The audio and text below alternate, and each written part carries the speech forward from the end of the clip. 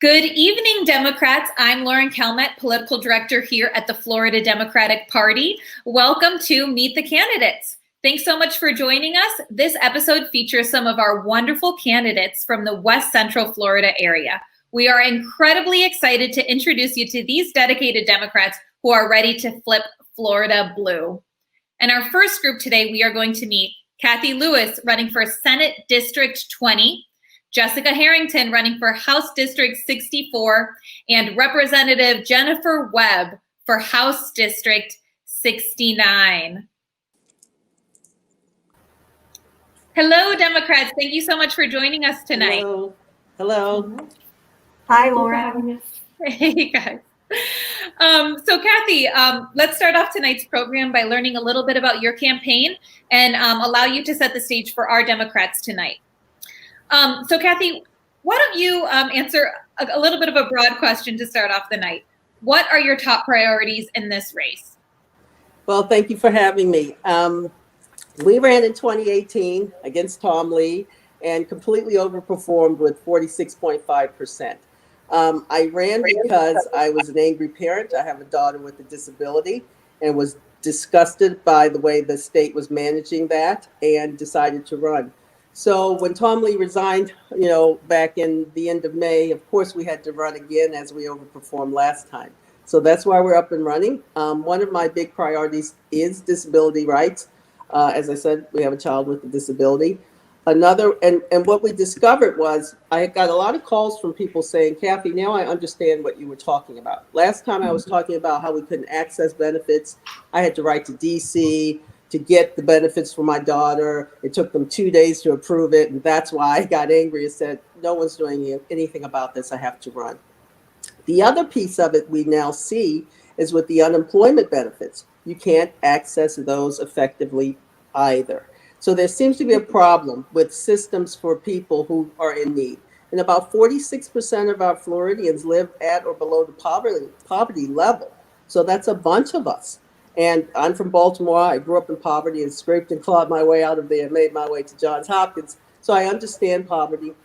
I understand gun violence. My mother was shot with a stray bullet when I was 10 years old, several other family members as well. And we're very strong education proponents. Education is what sort of saved me, saved my life, basically. My husband has a bachelor's, a master's, an MD, a PhD, and an MBA. I have a daughter who also graduated from Johns Hopkins, as well as my husband. So we have this really strong viewpoint on education, and we have this sort of strange legacy in our family as African Americans, with all three of us having graduated from Johns Hopkins. And my youngest daughter, who has a disability, also graduated from USF's Learning Academy. So education, healthcare is very important, as well as equal rights for all. And that means in the criminal justice system as well as other communities. Thank you. And I'd like to dive a little bit further into that, Kathy, because of course we've been following your campaign closely, and we have heard criminal justice reform come up time and time again as a priority to you. Can you share a little bit more about your vision for this reform? I just recently met with the sheriff. I live in Pasco County, and we met. And with the George Floyd murder, that police officer was actually the most trained officer there. So I don't necessarily think training is the first place to look. When I talked to the sheriff, we talked about the challenges when you have officers that are ineffective or breaking laws and not good for the community. There are these sort of steps you have to go through before that is on their permanent record that would follow them. So he may fire someone in one county, they go over to the next county and get another job. That's what we have to look at, and that's where we probably can start to correct the problems in criminal justice. Of course, there are others, prisons planning for prison systems, looking at third grade reading levels. We need to use that data for something more positive. There are other things, but right there, just being able to remove the ineffective officers that we already know are problems would be great. And I mean, remove them from the system of all counties. Absolutely. Thank you for sharing your vision with us, Kathy. And we'll come right back to you in just a moment. But first, I'd like to turn to a candidate who is certainly no stranger to the state legislature, Representative Jennifer Webb.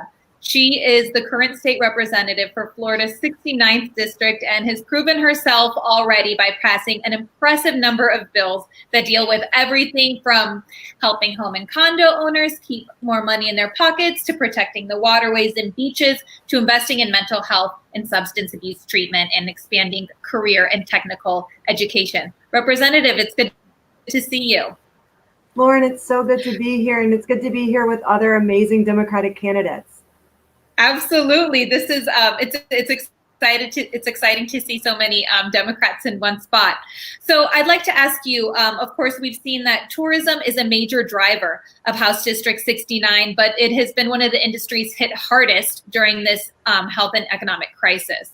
What can you speak about on this issue, and what have you been doing to help small business owners, the economy, and workers? Okay, well, I'll start with workers, because we're in uncharted territory and unprecedented times. And it's impacting all of us, but it's not impacting all of us the same. Unfortunately, in my district, we have a lot of workers who went months without an unemployment paycheck. And this is money that was due them, that the state promised to get our workers if they just stayed home. And the families in my district did their part. They stayed home. They social distanced, they masked up, they washed their hands, and the state didn't get them their unemployment checks in a timely fashion. And so then it snowballed. I've been helping over 800 people in my district secure unemployment, and I'm committed to not stopping until everyone gets their unemployment check. For local businesses, especially with the first round of the payroll protection program, we saw all of that money go up to large corporations and totally bypass Main Street. I reached out to our congressman. I worked with his office. I told him I advocated for our businesses.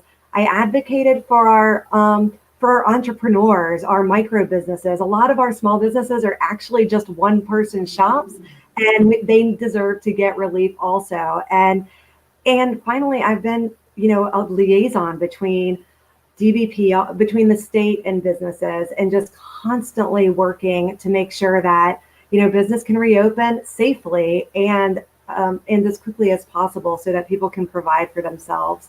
Along that line, in House District 69, tourism is a huge driver, but our environment is also a huge economic driver, and the health of our economy is inextricably linked to the health of our environment. And during an economic downturn, when we expect a lot of federal stimulus to be coming in, what better time to actually invest in protecting our environment and combating sea level rise and in promoting coastal resiliency and putting people to work in these industries and capturing some of those federal dollars. And so I'm excited to really be, seeing that response to this economic crisis and health crisis as a way of shifting our priorities, reinvesting in our environment, and coming forward with smart solutions for creating a Florida that works better for all of us.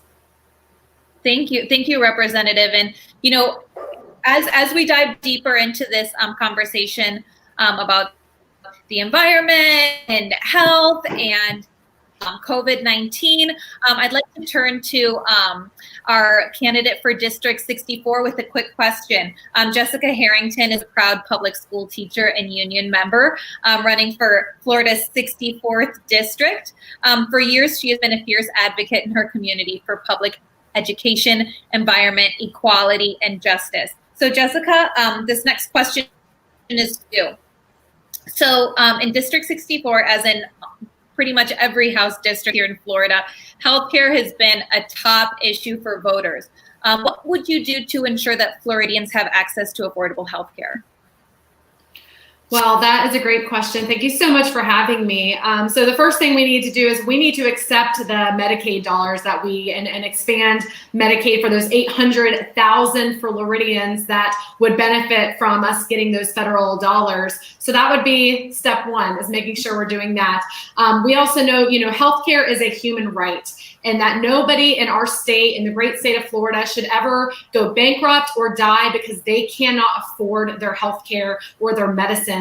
A new study just came out this week that shows that Florida is really it's a race to the bottom. We are, I believe, 47th in affordability. We are 48th in access, and we're spending, a new report just came out that says we're spending about $19 per person in Florida for healthcare, which is half of what the national average is. So we need to make sure that we're making healthcare a priority for Floridians in the state, and that's what I'm going to do when I'm elected. We know that when we have had challenges in our past, I'm thinking about the 2008 recession, it's healthcare and education dollars that take the biggest hit. And we need to stand up to Governor DeSantis, to this legislature, and hopefully flip a lot more seats here, so we can say these are not the dollars that are going to be taken away from our state. We need these the most. And we've seen during this pandemic that having our jobs tied to our healthcare has been, especially during a health crisis, has been detrimental in our state. So we have to look at how we can do a better job of making sure that people have the healthcare they need, especially when they're not, when they're out of work. We need to be taking care of our most vulnerable citizens. And that's what I will work to do when I'm elected into the legislature. Thank you, Jessica. And adding on to that, I'll piggyback again onto something that Representative Wood said. What impact will climate change have on your district, and what legislation will you fight for that will specifically address this issue? Yeah, so again, District 64, we're in a very coastal area as well. We're right in the old Tampa Bay area. So the effects of sea level rise and stronger and bigger hurricanes, all it's going to take is a direct hit onto the Tampa Bay area. And we're going to have a lot of District 64 and a lot of other parts of our state are going to be underwater. And again, that's going to devastate our economy. It's going to devastate our small businesses. So we need to be taking steps now to make sure that we are putting preventative measures in place. Unfortunately for Florida, we've seen a lot of the time where our state legislature, our governor, they take reactive measures. They come in afterwards, and that's just not good enough. So we need to make sure that we are battling climate change by holding our fossil fuel industry accountable, making sure we are investing in renewables and clean energy, and really taking those steps to make Florida #1 in this issue. We're ground zero for climate change and sea level rise. So we should be ground zero for the solutions. We're the Sunshine State. We need to start acting like it.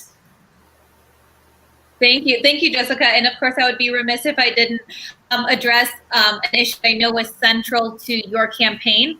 We've seen that there is a huge divide in District 64 regarding school choice and the voucher program. Do you support the school voucher program, and what changes do you think need to be made?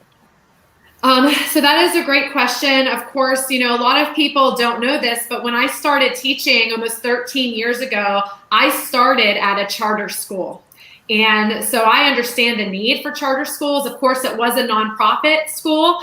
But again, we believe that there is a place for all schools in our state, the good actors at least. So if whether it's a charter school, a private or religious school, or public schools, we believe they have a place here. The problem that's happening in Tallahassee is that our public dollars are being taken from one place, our public schools, and they're being diverted to our for the for-profit education profiteers, what I call them, and that's not good. You can't rob Peter to pay Paul. We have to make sure we are investing in our public schools, and then we can talk about investing in maybe some of the scholarship programs. But at this point, the fact that we are divesting in our public schools, we're not paying teachers enough, we have teacher shortages, and then the schools that are accepting these dollars aren't even being held accountable.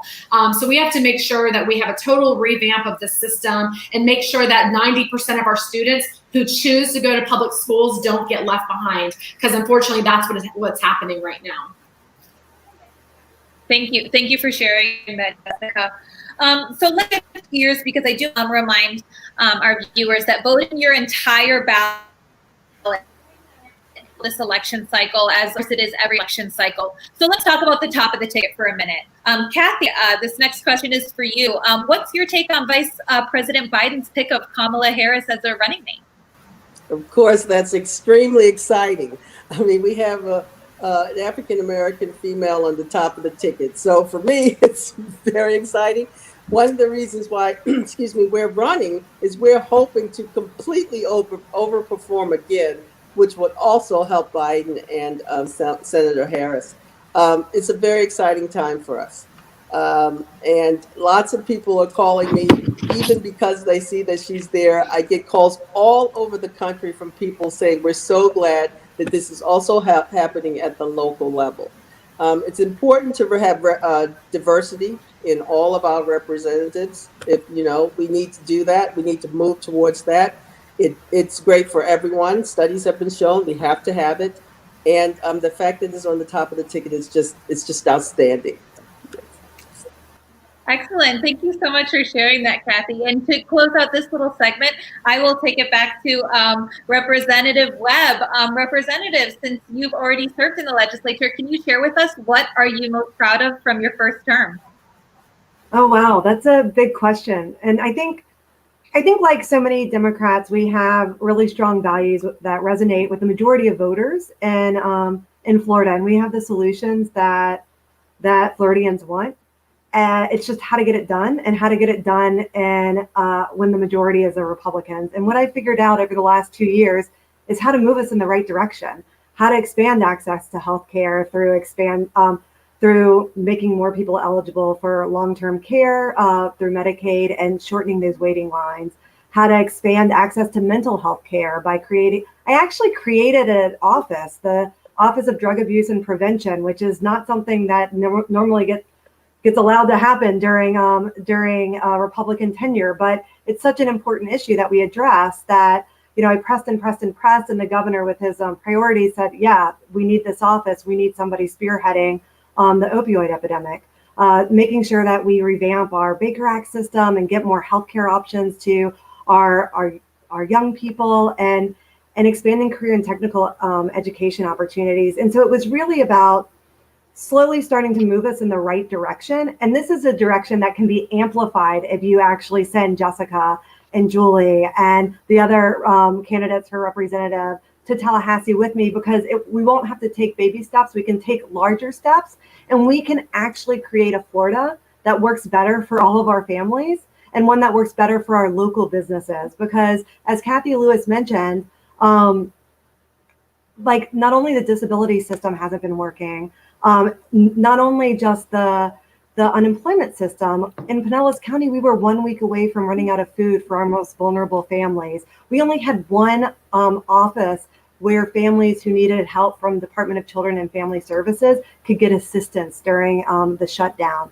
The agencies that are tasked with providing support to our small businesses, to our businesses on Main Street, have been underfunded year after year. Visit Florida, we've been fighting for their existence for the past 5 years easily. And they were only given $5 million, which wasn't enough for them to step in and offer support for our local businesses as they would in the past. We only gave out 1,000 grants through the small business grant loan for the entire state of Florida, just $30 million. And that's money that's supposed to be repaid. So I'm advocating actually right now to make sure that our businesses are just given that money because honestly, they could use it right now and they employ a lot of people and they're the backbone of our economy here. And so that's what I'm proud of. I'm proud of the work that I did my first 2 years to try and help straighten the ship. And I'm eager to be part of the solution and to pull people together so that we can really move Florida in the right direction during this time of rebuilding. Thank you. Thank you so much, Representative. And we are, of course, very proud of you as well. And we are very excited to send you back to Tallahassee. So as a reminder for our viewers, we just heard from Representative Jennifer Webb of House District 69, Kathy Lewis running for Senate District 20, and Jessica Harrington running from House District 64. Thank you again for joining us tonight. Thank you. Bye. Thank you. Next up, we're going to be hearing from a few more Democratic candidates. We're going to be hearing from Julie Jenkins running for House District 60, Bob Doyle running for Polk County Commission District 3, and Trevor Mallory running for Pinellas County Property Appraiser. Thanks so much for joining us this evening. Thank you. Thank you for having us. Glad to be here. So So I'll start off by introducing another candidate for the state legislature. We've got Julie Jenkins, who is running for State House to advocate for sustainable and prosperous future for all Floridians. Julie, this first question is for you. So since the onset of the pandemic, we're curious to hear what has your campaign done to support the community? Well, we actually took something old and made it new again. Everybody's heard of Small Business Saturday, where you buy local once a year. It's right before Christmas. And what we did is we did a big press release saying Small Business Saturday, we're going to be supporting our local businesses in town, in my community, in my district. So we started right as the pandemic, right after the pandemic, probably about 2 weeks later. And what we try to do is let people know businesses that were open for pickup, online delivery, and of course, just going to pick up food and bring it home, takeout. So we've done that in the past, 3-4 months, we have hit over 400 businesses, and it's really, really worked well. People look for us every Saturday. We post about 20 businesses, and we highlight them, we tag them, and we also make sure that on social media that their names are being utilized. And so it's really worked well. Once we tag them, a lot of these businesses, Republican, Democrat, Independents, they tag us back saying, hey, thank you for the shout out and that. And it's not that we're keeping them afloat, but we're hoping in some small way that we're doing our best and letting other people know also to help support these businesses. Even if it's once a week or, 3 days a week. In the beginning, we were lucky to get people out, on a Saturday to go pick up food or do takeout or do something online. And we've hit nurseries, we've hit restaurants, we've hit a little bit of everything in town. So I feel in this small way, we've helped out our neighbors and our friends who own businesses to keep them afloat in just a small way. And it's done really well. But you can check out our cute video on www.votejuliejenkins.com. We make fun of our Prius and all our things that we do. Thank you. Thank you so much for sharing that, Julie. And of course, COVID-19 has become a central issue in every candidate's conversation with voters these days. For another question addressing COVID-19, I'd like to turn to Trevor, who is running for Pinellas County property appraiser. So my question for you, Trevor, is what are the challenges that the Pinellas County Property Appraiser's Office is going to be facing during and after COVID-19, and how are you ready to address those challenges? Okay, well, first of all, thank you for having me. Again, and due to the COVID-19 pandemic, property owners are really going to be in for a shock when they receive their trim notices, which is the truth in millage. Because in Florida, property taxes are valued as of January the 1st. And, COVID-19 actually began affecting the state after that date. So property owners will look to the legislation office for some type of property tax relief. And that relief can only come from legislation, and with me being the president for the last 4 years of the Pinellas County Democratic Black Caucus, and also the outreach chair for the Pinellas County Democratic Executive Committee, I'm proud to say that I have strong relationships with a lot of our elected legislative officers here in Pinellas County. So that will put me in a position to have a strong voice and a strong relationship to advocate for some good changes for, not only the homeowners, but also the business owners throughout Pinellas County to make those adjustments when it comes to the effect of COVID-19, when it comes to their property taxes. Thank you, Trevor. And continuing this conversation about COVID-19, I'd like to introduce one of our candidates who has COVID-19 at the very center of his campaign conversation. Bob Doyle was the 10th child of a single mom raised in a one-bedroom shack. I actually think we have a photo that Bob so generously shared with us. This shack was without water, plumbing, or electricity. And he had gone on to become a law school professor and circuit court judge. So Bob is absolutely a remarkable person, as well as a remarkable candidate. And he's been an advocate for our shared values for a very long time. Bob, please share with us why COVID-19 is the biggest issue in your county commission race. Well, thank you for the introduction. It's the biggest issue primarily because our county commission is the only commission in the region to refuse to issue a mask mandate. Polk County received money from the federal government like everyone did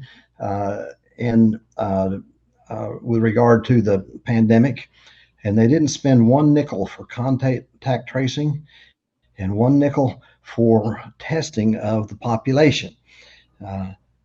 Instead, they thought they knew better, that they would just forge ahead, and they failed miserably because Polk County has the highest infection rate of any of the 10 most populous counties in the state. I can't say they directly caused that, but there seems to be some pretty good correlation there. Thank you, Bob. And prior to diving into that issue, I did share a little bit about your bio, which you and I had connected offline about. So of course, I'd like to dive back into this. How did your childhood of extreme poverty and your experience as a circuit judge make you the right choice for county commission? How does that influence the decisions that you'll be making as an elected official? Well, I believe the county commission represents the people. I know about what it means to have a single mom who can't make ends meet. I know about going to bed hungry. I know about the need for public transportation and the need for housing. I mean, you saw my house. I know what that means. And my experience then as a survivor, basically, of extraordinary poverty, but to go on to be a professor and a judge teaches me that I know how to listen. I know how to make decisions. I'm not afraid to make decisions. I know how to get things done. And I'm motivated by what's good for people. And that's the only reason I'm running. Thank you, Bob. And we know that you are absolutely ready to prioritize what's best for our communities. And to dive into another issue that we know should be central in our conversation as we enter the November election, I'd like to turn back to Julie. Julie, we've heard gun safety come up as a topic time and time again while you've been on the campaign trail. Can you share with us your solution to this issue in your community? Yes, it's one of my biggest issues to fight for common sense gun safety reforms to keep our community safe. I want to be a representative for the moms who send their kids to school, in the fear of an active shooter there. That's terrible. They got to take their babies there. Kids shouldn't be afraid to go to school. They should be looking for Batman backpacks, not bulletproof backpacks. We're going to ban military-style assault weapons that serve no purpose in civilian society. We're going to close the loopholes. We're going to do background checks. If we can do background checks now in reference to terrorists or the bad guys, there's no reason we shouldn't do it for guns too. Red flag laws are very, very important. I sit on our League of Women Voters and on the gun safety group, and that's one of our biggest issues right now that we're trying to do it. But we're going to implement common sense gun safety laws while protecting the Second Amendment rights. I'm not trying to take away anybody's guns. There's no reason for some of these mass shootings and these assault weapons that are in our society. School is a place to learn, play, and grow, and I'd like to restore that. One of the reasons that I got into this race was I was tired. I think it was Ohio and Texas, the same weekend, mass shootings. And I was tired of the law enforcement officials having to get up and say, this couldn't have happened in our society. It can happen anywhere. We know it can happen anywhere. And we've got to work with our mental health officials also and take care of this problem that doesn't need to be. It's a terrible statistic for the United States of America. Thank you. Thank you for sharing your vision. And next, I'd like to turn it to Trevor to hear a little bit more about his vision, if elected Pinellas County property appraiser. Trevor, if elected, what do you hope to accomplish as property appraiser? Complete transparency and accessibility. That needs to be available throughout the whole county. And currently, that's just not the situation here. After the minimum people I do get to talk to, because due to COVID-19, it's hard to go door to door to really speak to the voters. But a lot of the feedback I'm getting is number one, a lot of our voters didn't even realize the property appraiser was an elected position, so they didn't even know it was something they needed to vote on.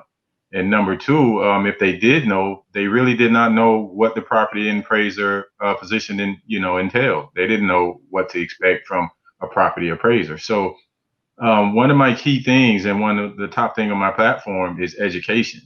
And when I say education, I mean education on programs to the community, that can save Pinellas residents money when it comes to property taxes. A lot of people just get their property taxes in the mail and they say, oh, okay, well, I owe $1,200 in property taxes, not knowing that with all the inequities and assessments that's going around our county, there is a board that you can go to challenge your property taxes. But without the education or the knowledge of knowing this, and without knowing some of the subsidies that you will qualify for, then a lot of people do not have the information to even look in that direction. So another problem we're having in our county that I like to fix is that our seniors are starting to lose their homes in an alarming rate due to high property taxes.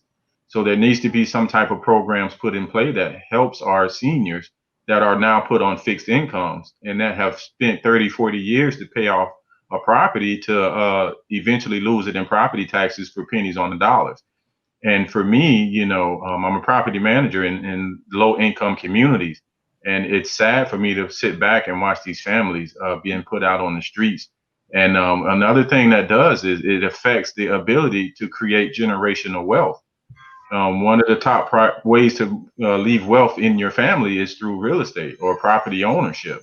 But if you're losing your properties after 30 or 40 years, then that ability is taken off the table. So it's all just comes down to educating and outreach to the community to let everybody be aware of like, hey, yes, you do have to pay your property taxes, but in the same breath, there are ways that we can help you and assist you in saving your home and still creating a good standard and a good assessment across the board when it comes to the amount that we expect each homeowner to pay when it comes to their taxes. Absolutely. Thank you so much, Trevor. And of course, accountability and transparency is something that we've been seeing come up time and time again as a theme as we've been doing these Meet the Candidates. So thank you so much for sharing your vision with us. As a reminder to our viewers, that was Trevor Mallory running for Pinellas County Property Appraiser. We also had on this group Bob Doyle running for Polk County Commission District 3 and Julie Jenkins running for House District 60. Thank you again for joining us this evening. Thank you. Thank you. Yeah. In our next group of Democrats, we are going to meet Dan Helm, running for Pinellas County Supervisor of Elections, Nancy Milan, running for Hillsborough County Tax Collector, and Nadia Combs, running for Hillsborough County School Board District 1. Thank you so much for joining us today, Democrats. It's good to see all of you. Thank you for having us. Good to be here. Thank you. So we will kick it off to friend of the Florida Democratic Party, as all of our candidates are, Dan Helm. He is an attorney running for Supervisor of Elections in Pinellas County to keep voting safe, which of course is probably more important now than ever. Dan is running to ensure that Pinellas voters have elections that are secure from threats, ballots that are accessible to all, and systems that are fair and transparent, and that in every election, every vote counts. So Dan, this first question is for you. How can we make sure that elections are safe for voters, poll workers, and poll watchers during this global pandemic? Yeah, so it starts with safety and science, right? I'm running on a platform called SAFE. It's an acronym you just walk through: secure, accessible, fair elections. Listen, we need to follow the safety and science. CDC gives guidelines, even on voting, right? So they're talking about expanding Early voting, that's one thing I want to see happen in Pinellas County. It also requires that we follow the local ordinances with mask mandates, making sure that there's training for our poll workers and for voters on the safest ways to vote. This election cycle, that's for everyone. Vote by mail. It's the safest way to vote. There's lots of information about vote by mail that the party puts out. That's good information. If you have issues or questions, reach out to your local representatives. There should be good answers. Information, that's what the supervisor elections is in charge of, getting that information to voters so they know the process is safe and secure. Awesome. Thank you so much, Dan. And next up, I'll turn it to Nadia, because I know that he's been heavily involved in conversations about COVID-19. Nadia Combs is an educator, business owner, and mother of 2 public high school students, and she is very passionate about making a difference in our public schools. So Nadia, how do you feel about Tallahassee's involvement in the reopening of our schools? Well, I think it's really frustrating because our state is so large and the needs of every district and even every school is different.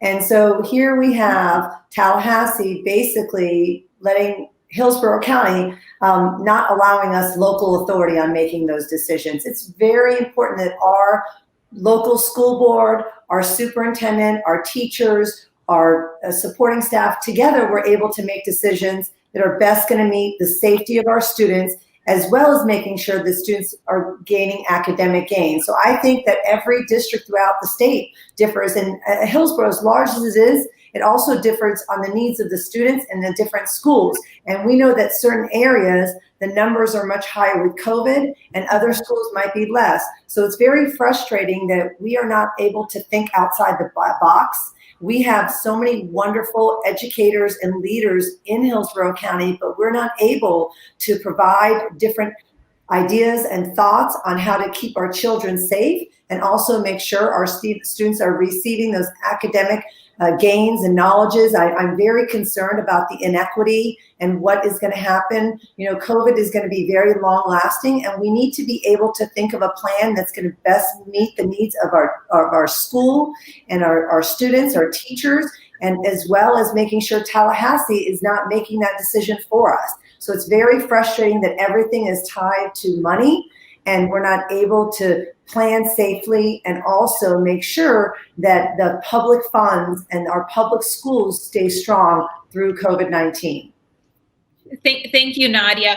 And of course, this is a conversation that we're having all across the state. But to continue the conversation about Hillsborough County specifically, I would like to introduce Nancy Milan, who is running for Hillsborough County Tax Collector. She has worked in the county tax collector's office for over 30 years, where she started out as an accounting clerk, rising to the position of Director of Community Relations and helping that office become the gold standard by which Florida tax collectors and other local government agencies seek to follow. Nancy has brought innovative solutions to service delivery, making doing business with the agency a fast, friendly experience for the citizens of Hillsborough County. So Nancy, this next question is for you, because we'd like to learn a little bit more about your race. What are your top priorities?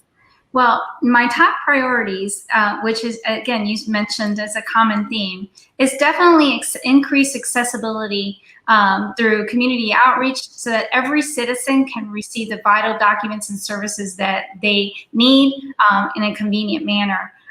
Through COVID, it's been a challenge. However, I see this as an opportunity to really reinvent the way we do business. Everyone in Hillsborough County at some point or other needs to visit the office, whether you're getting a driver's license or registering your vehicle or paying your property taxes, you have to come to our office. And with being innovative and finding solutions that can use something very similar as this, like we're doing today through virtual Zoom meetings, my intent is to create a virtual office that people can actually conduct business from the convenience of their home and get the vital documents that they need. I want to do this with promoting transparency. And again, good government is so important, and accountability. Being there 31 years, I can hit the ground running. I'm so excited because as we talked earlier about diversity, seeing all of these wonderful people that are representing a Democratic Party, being the first woman in this position would also be really exciting, truly elevate what it means to be a Latin Hispanic woman representing an office that really is there for the people. And I am so prepared to go out there. I want to invest in cybersecurity and ensure that the documents and the information that you submit to our office is protected and safe. It's very exciting these times for us. I think that with innovation and the experience that I bring, we will be ready for next year. I intend on working with state legislators as well, because as you've heard in the other interviews, that property taxes and other challenges are going to be headed our way in the next coming years. And so it's important that local constitutional officers also work with legislators to provide some type of property tax relief in the future.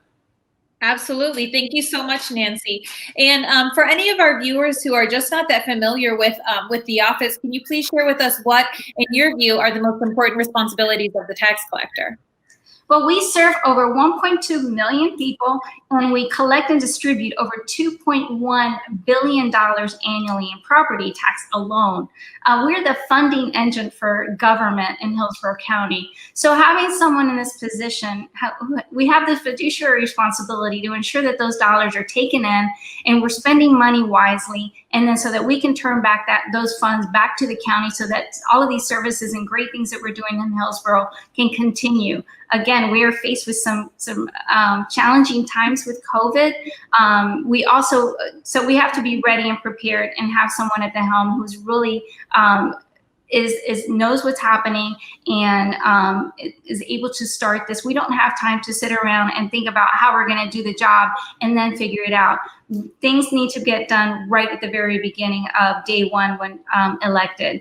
We also issue driver's license and register vehicles. We also issue birth certificates, hunting and fishing licenses. So there's a whole array of services that we do. But again, I think it's important to have someone at the helm who's ready. And you want someone who's going to be accountable for the $2 billion that we collect and distribute to our county, and ensure that we are working together with county government to provide those services and continue to spend money wisely, especially in the interest of our taxpayers. Thank you so much, Nancy. And speaking of challenges, Nadia, I'd be curious to hear what you think. What would you say is the biggest concern for public schools today, and what would you do to work on that challenge? I think first and foremost right now is COVID and the safety of students, and also the transparency.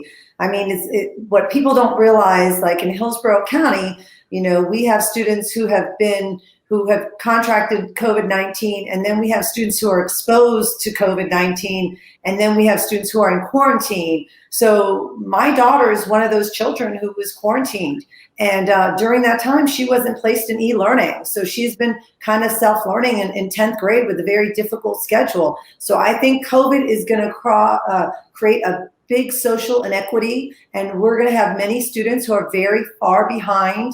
And I think that the academic, it's not just academic in school, it's a social and emotional part. Schools play such a central role in our community and our society. I think it's going to be very important for whoever's on the school board to be able to think of, ideas that are going to be able to support and capture these students and make sure that they feel good about themselves, that they feel safe, that they're able to learn. I think we need to fill the gap of there's a huge technology gap between students. And I'm not saying we need to focus on e-learning, because I do think it's important that our students do go back to brick and mortar, but we need to make sure to come up with ideas and suggestions. There are third world countries right now that provide learning through TVs and through YouTube channels. And I'm not understanding why we're not able to reach all of our students and make sure that we ensure that they're academically, that they don't have huge losses, that we know that's occurring, and that they also are able to feel safe in schools, and that we provide a very, very, very important part of a child's life. And we need to make sure that we're able to do that. And that's why being on the school board and someone who's been an educator in the past and who's also had 2 businesses, I'm able to think outside the box in order to make sure we meet the needs of our children. Thank you so much for sharing your vision. And you are absolutely right that, this pandemic has provided a lot of really unique challenges that are going to require a lot of new ideas and definitely new leadership. And of course, we believe that our Democratic candidates are the ones best equipped to make decisions that benefit our community. And one hot topic this cycle has definitely been voter protection and cybersecurity. So I'd like to turn back to Dan for a question that I have. Can you talk to us a little bit about what are ballot images, and as a supervisor of elections, what would you do to, or would you save them, and how would you do that? Yeah, so ballot images, there was litigation on this issue. The group sued 8 of the biggest counties in Florida. Ballot images are the images that are saved automatically when the piece of paper goes through the scanners, and before it's dropped into the box, the machine actually takes an image of that, and it's what's used to tabulate the vote. Now, those ballot images by default settings on the machine is to be saved. Save all images. 32 counties within Florida save those images.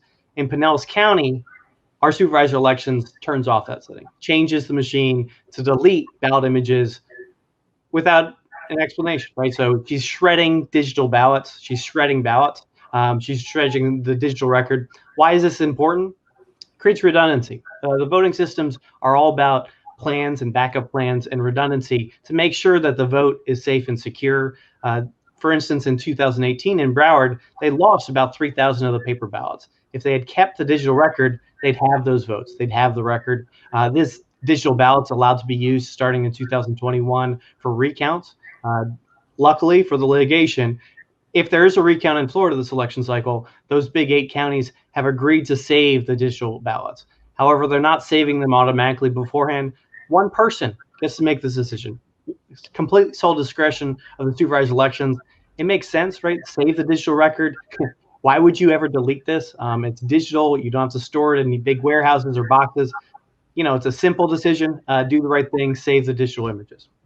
Thank you. And speaking of decisions that the supervisor of elections has made, why does Pinellas County only have 5 early voting locations? And what would you do as SOE, supervisor of elections, to expand that?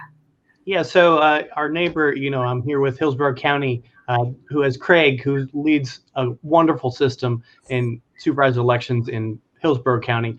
They have 26 early voting locations, including this year, they're using big locations like Raymond James and the Lightning Center for early voting, right? That's awesome, right? Pinellas County typically only has 3 early voting locations, right?